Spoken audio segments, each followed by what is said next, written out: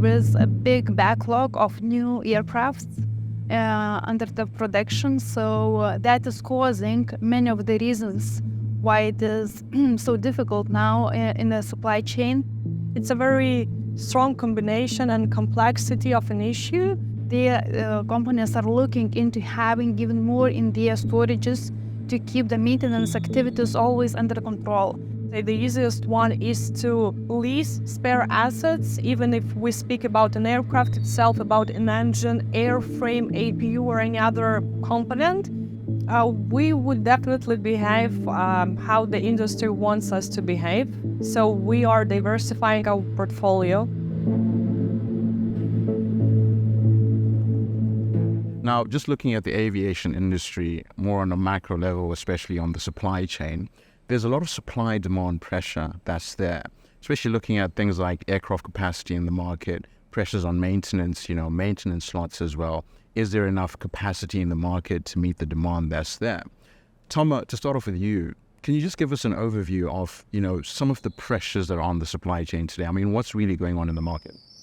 Actually, it is now a big issue, as you have mentioned, and there is a lot of reasons affecting this.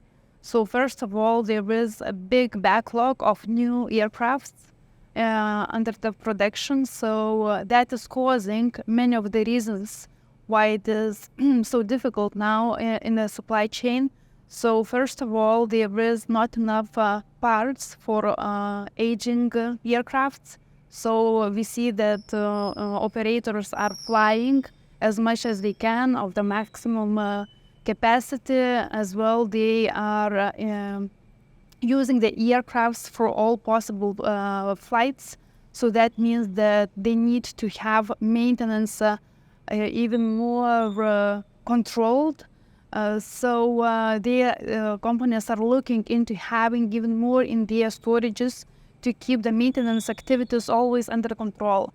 As well, there is shortages for materials, and it caused by the war in between Russia and Ukraine, as Russia was one of the biggest producer for titanium and aluminium. As well, there is issues in labor shortages.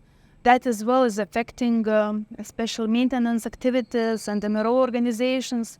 So all together are affecting all the chain, meaning that if there is any issues on one part, it's bringing a big effect on another. So that is the situation that we are having today, that the demand is bigger than the supply is. Mm-hmm. One aspect which you mentioned in there, and kind of focusing more on Airbus and Boeing, which the industry is very reliant on. Now they've both given reforecasts of their production for this year as well. And when you look at the industry, there are a lot of lease extensions that are there and limited capacity that's there as well. What is happening in the industry, or what are some of the effects that you're seeing, especially from a marketplace perspective, kind of play out with some of these changes that are happening? So with those changes, we see that there is interest on the parts supplies for older aircrafts which are flying. New aircrafts as well, they have specific issues, especially with engines, like the ones from Pratt & Whitney. According to those issues, the aircrafts are grounded, not under the plans, so that is as well affecting the supply chain. But what we see from those reforecasted production items, that companies are having shorter leases. For shorter leases as well, they need to have more slots availability, more tests, more controls. As well, there is a big attention to critical parts and components. Aging aircrafts, they need to have more complex maintenance activities, so companies are having even bigger teams inside. So those backlogs are affecting many areas in aviation, giving the critical issues, and companies need to really bring a big focus onto this. Hanna, you're working very closely, especially with the engine market. How are you seeing some of these issues? Again, the production reforecast, limited capacity. How are you seeing this play out, especially in the engine market? I would begin with a number of engine shop visits, which is now at 2,500. and growing to 3,000 next year and up to 4,000 by 2028. And what I would definitely agree with Toma is that there is not only one part suffering from the pressure and the demand for all possible services. It's a very strong combination and complexity of an issue. So starting from OEMs manufacturing engines, and they keep trying to keep up with the demand, ending with the repair shops able to maintain the needed amount of engines, including spare parts production, lack of critical components needed for the production of specific elements. Mm-hmm. Now, let's just expand a little bit on that. If you were to identify some of the patterns, going on in the engine market today, obviously there is now a strong reliance on older model engines as well, and a lot of demand to, service or put into maintenance the newer generation model of engines. What are some of the patterns that you can identify currently happening in the engine market? Because it seems, there are issues across all generations of engines. Definitely, yes. It's not only older or newer engines facing issues. I would say there is non-single engine which is not experiencing difficulties. But what's the interesting part of that, the older but more reliable engine, the CFM56, looks good again, comparing it to the newer generation engines. And the main pattern I see, and I think the industry would agree, right, that the newer engines were not supposed to enter shops that early. And that's the major cause of the situation we see now in the market. They are fulfilled with both newer and older generation engines, which require attention, let's say. And this is the only reason I would say causing all of the similar problems for everybody. So you need slots, you need labor, you need spare parts, you need time, you need a lot of tooling, and you have to do it on time, not disturbing airlines operations. Maybe if we even just expand on that, looking just at the general maintenance, MRO organizations as well. Now, MRO organizations, they interact with your platforms locally almost on a daily basis, and they require or they rely on it, to get a, forecast of what's in the market, what capacity is there, what supply can they try and acquire. What pressures are MRO organizations or the maintenance industry kind of dealing with? And Toma, this is over to you. And what are some of the patterns that you're seeing emerging within the MRO industry?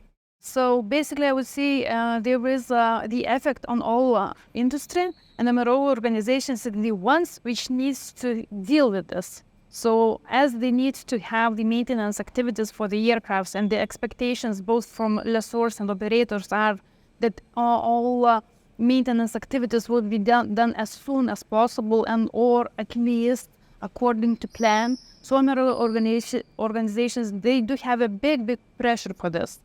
The ones who are having really good planning activities and the ones who are having really good suppliers base, those organizations have best outcome. Those organizations always have the success with customers, and customers want to return to the same MRO organizations. And now actually it is as well a lot of different agreements between operators and MRO organizations, because they see what is the effect from different kind of organizations.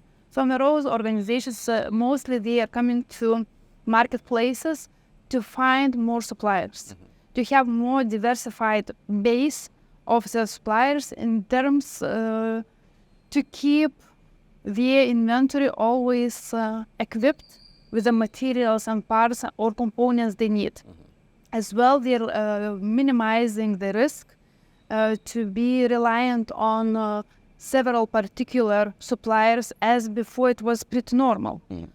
As well, MRO organizations, they do have much more close connections and collaboration with operators, where do they plan according to operators' needs the maintenance activities. Maybe just even stemming off that, Hanna, how are you seeing that play out, especially on engine slots, right? For servicing for the engine slots, again, for both the newer generation and older generation model of engines. How are you seeing that play out, especially on the pressures to, fulfill that demand for more engine shop visits? I would underline that there are two main aspects. So the first one is definitely the turnaround time we all speak about, which is increasing. And as you mentioned, for an older engines, it's like 35%. Speaking about newer generation engines, it's over 150% increase of a TAT. But there is another issue. It's waiting time for a slot and maintenance organization, which now increased to 3 to months. And in some cases, for some specific models, it's even about 6 months long now. And so what then are, or Toma, do you want to add to that as well? Yes, and I would say as well that the prices for all maintenance activities have increased for almost 50%. How then is that playing? I mean, what are some of the solutions that you're seeing in the industry, that people are now relying on, be it suppliers, traders, OEMs, manufacturers? What solutions are you then seeing them implement, let's say in the short term, to try and either circumvent or to meet this demand, where there's limited capacity right now? So maybe, Hanna, you can expand on that? If we would speak about an airline, an operator, we all know the main goal for them is to keep flying with no disruptions, no groundings, unplanned maintenance and checks. So for them, the goal number one is to ensure their fleet is in a good shape, ready to do what they are supposed to do. It's not going according to a plan as everybody wants to. So the very short-term solution, let's say the easiest one, is to lease spare assets, even if we speak about an aircraft itself, about an engine, airframe, APU, or any other component. The leasing options are not that many. It's either a leasing company or another operator having a capacity to back up another operator. If we take OEM side, solution number one is boosting the capacity of existing stations and opening new lines, opening in other regions closer to the customers in the places where it's more needed, with the same goal to reduce all of the possible timings, production of spare parts, delivery, repairs, the shipment itself, to save the costs and time. And Toma, what are some of the short-term solutions that you're seeing kind of play out more on the macro level? We would say that we see in our marketplace, according to our members of the usage, so there is more companies who are active to have very direct communication and collaboration with each other. As well, companies are increasing the teams inside, which would be really focused on planning and having really control of all the operations that are coming. Before it was more based on the agreements, but now everyone is controlling on top of this. As well, to mitigate the risk, everyone is trying to be more diversified, looking to different locations, as Hanna mentioned, having additional suppliers, having additional sources for searching spare parts, components as well. We see that the industry overall, all the members have been much more proactive, starting from leasing the aircrafts and finding the ones available in the market, and as well going into the shortages of labor, where everyone is trying to have all teams fully fulfilled. So as well, companies are investing a lot to have full teams ready to do all the activities and operations. One of the trends that's kind of emerging is that you've got either airlines, suppliers, MRO organizations trying to acquire capacity in the future, right? They're trying to preempt and say, all right, what either spare parts or slots, maintenance slots, can we acquire in the future? Exactly. How are you seeing that play out, Toma? Exactly. Now everyone is trying to be secured for future, and especially for critical parts, as I mentioned before, it is very crucial to be ready. Before it was more sure that the parts will be received, material will arrive, and so on. But now it's very important to be more prepared. So companies are buying this in advance, having buffers for this, as well as adding additional control of this. So this pattern we do see, and as well we do see from the activity from our marketplace members. On top, they are interested as well to have additional services, as everyone is fully busy now. So to control the materials and all the parts that they have in warehouses, that became as well very important. Mm-hmm. And Hanna, how is that playing out in the engine market as well? I would start from saying the same, similar point I underlined before.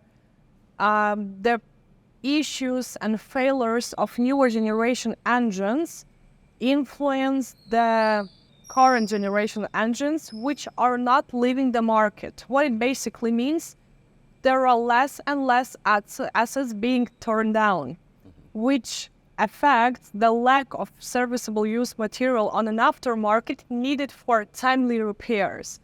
OEMs are struggling producing the enough amount of components. There is nothing on the aftermarket you can use for the replacement, and that's where we end up having all of the delays currently.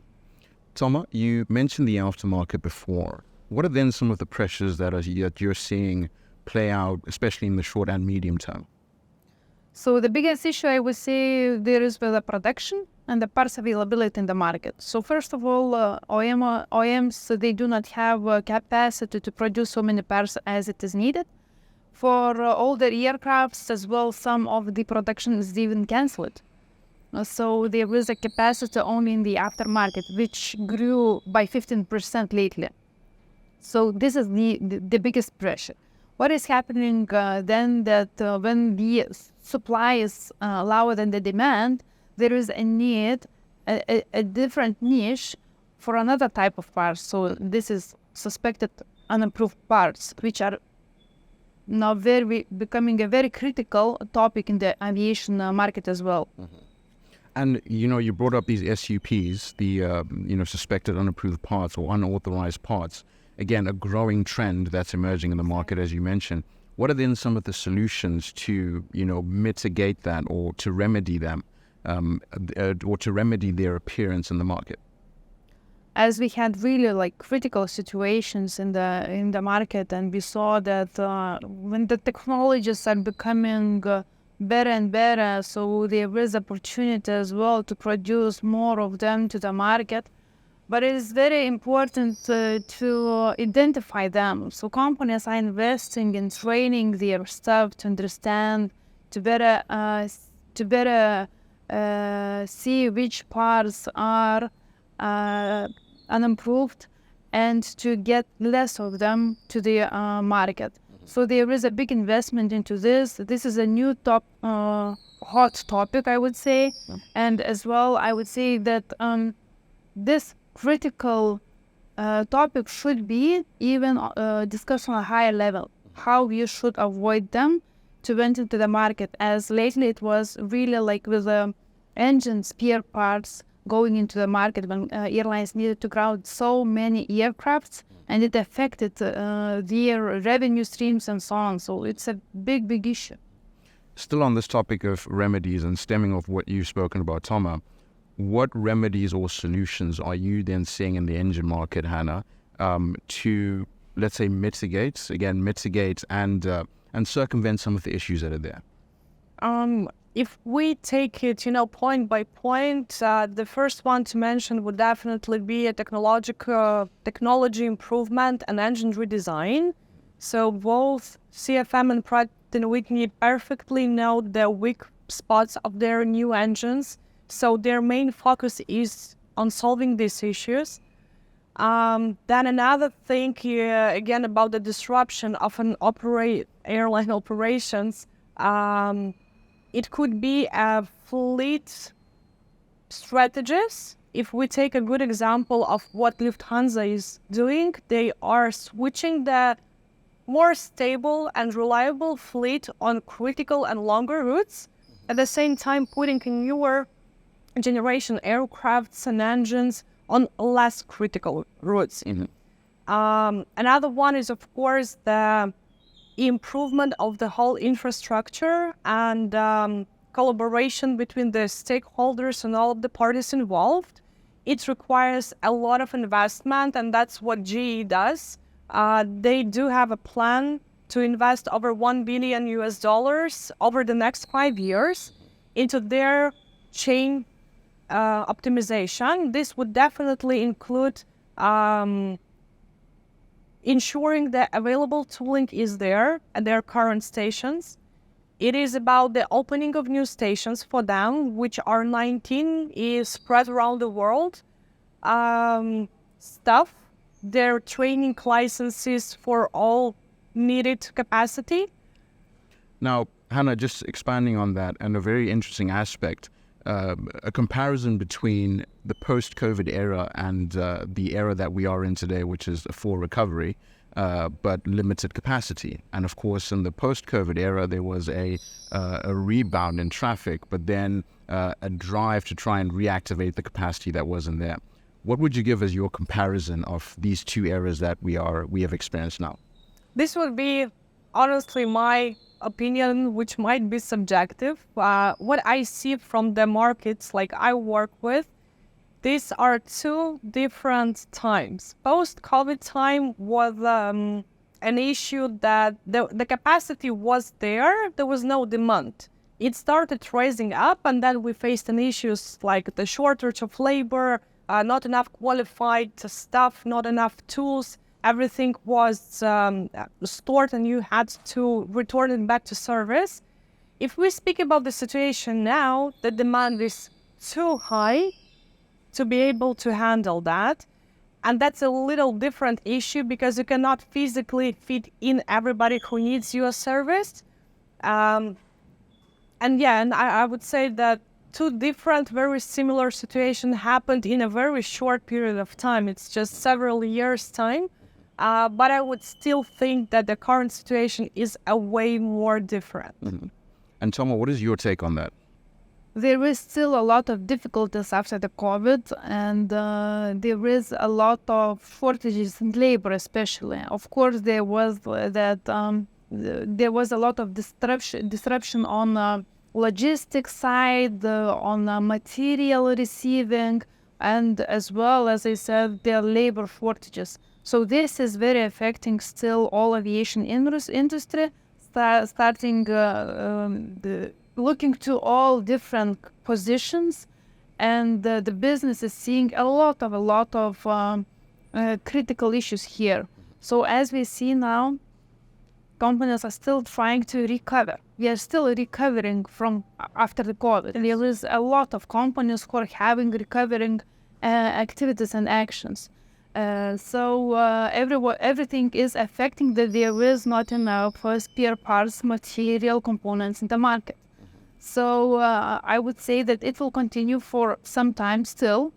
There is even some people are getting back to aviation. Some of the lines that were closed, OEMs are reopening. Suppliers as well, they are having more different ways of working, and they are making more diversification on different areas to supply their materials and parts. So there is still a lot of activities happening to get back to the normal situation. Just taking a broader look now, especially at the supply chain, looking at some of the implications and effects of incidents or occasions such as the Russia-Ukraine conflict, or rising pressures and tensions in the Middle East as well. What are some of the implications that you're seeing play out from that, and solutions as well to try and circumvent or to meet the demands that were once filled in before that and now need new solutions? What are you seeing play out from there, Toma? So still companies are very focused to have more diversification of their suppliers and supply chain, to have different capabilities to receive the supplies they need.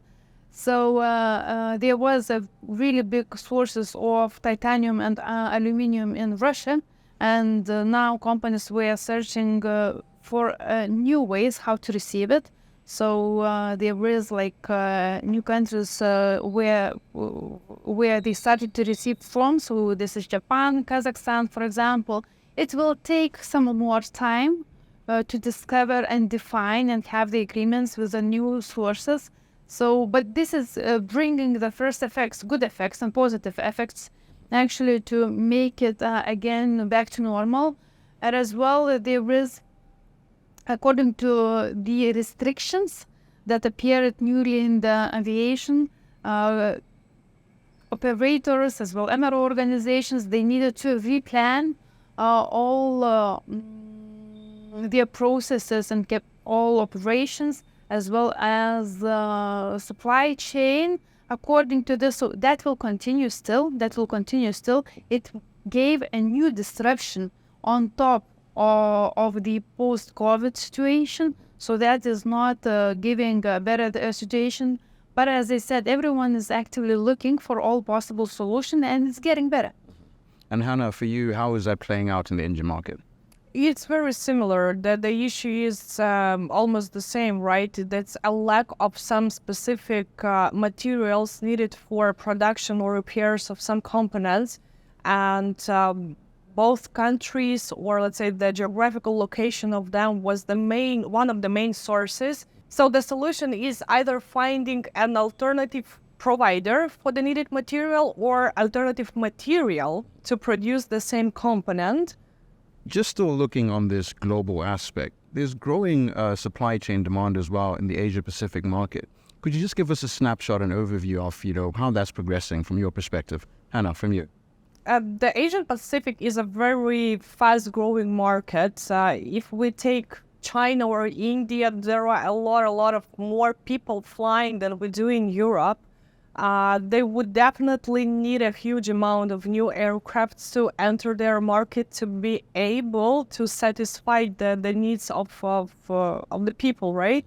And at the same time, all of that infrastructure has to be there in place on time when the peak rises, and then to support and service all of the aircrafts and assets in that region.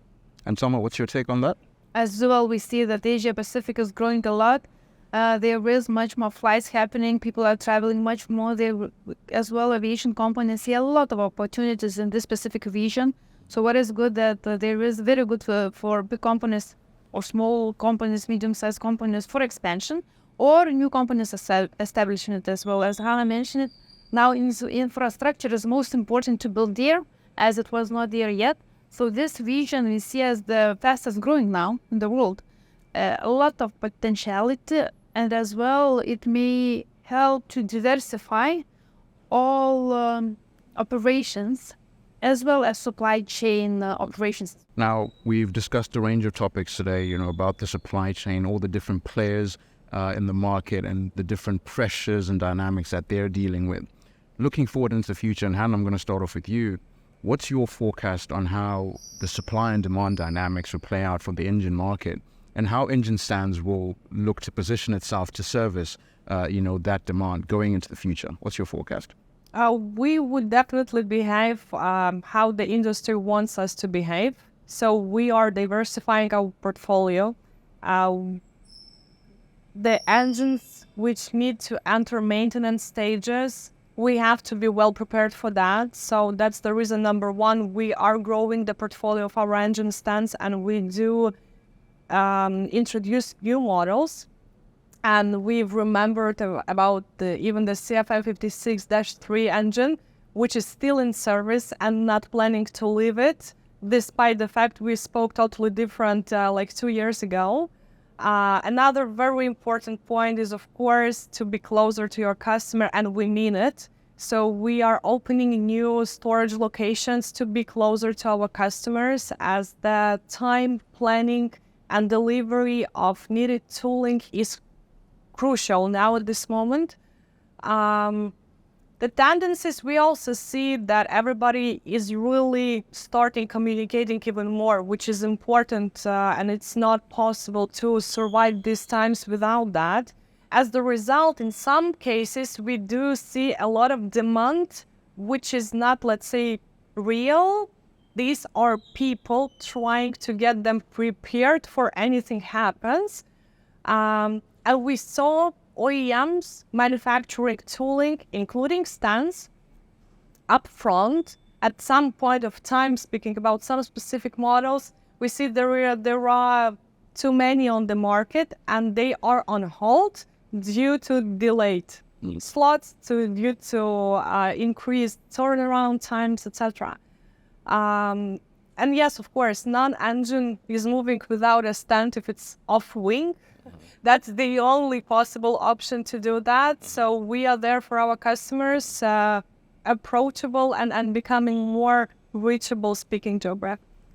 And just expanding on that, Toma, on a micro level, what will Locatory be focusing on, especially going into the future in terms of meeting the market's needs? And, how do you see the market playing out going into the future? As everyone is more active, as everyone is really willing to have as many sources, as many capabilities to see opportunities and how to minimize the risk, we are giving our customers not only the products but our service as well on top. So in case the spare parts needs to be repaired, overhauled, we are searching and giving them for the best possible options for this, that it would be locationally good and time-wise as well, as lead times are pretty long. As well, we are seeing that customers want to have more direct conversation. So we give an opportunity for them to talk directly while they can come to one place and see all market availability as of now. So those two as well are giving very beneficial tools for our customers that they can get connected very easily, but then they can have really good conversation in between each other and find the best solution for them. As well, we see that when we have labor shortages, companies need to have more services. So we can provide companies with the services like shipping, cleaning their storage, like identifying their surplus in their storages that we suggest to sell them. As well, we are connecting buyers and suppliers according to what they need. As well, companies are looking to have faster, more smooth processes, and that it will be more automated, as everyone wants to have more data and better planning processes. When everything is getting into more automation, there is an opportunity to have better predictions. So looking for this, we are having connectivity with ERP systems as well as different tools. So then companies have a possibility to use some sources, some tools, but to see everything in one picture. So as well, together with our team, we are having a lot of conversations with customers. As Hanna said as well, we are moving together with their need, but as well we want to be not too late with a suggestion for them. So always we are having to do a step before to make availability for customers to do their businesses tomorrow. So as well, Locator is like a one-stop shop. We are adding more and more capabilities and as well opportunities for customers to come to one marketplace and see all possible supplies and services they need in their daily business or in their planning operations as well.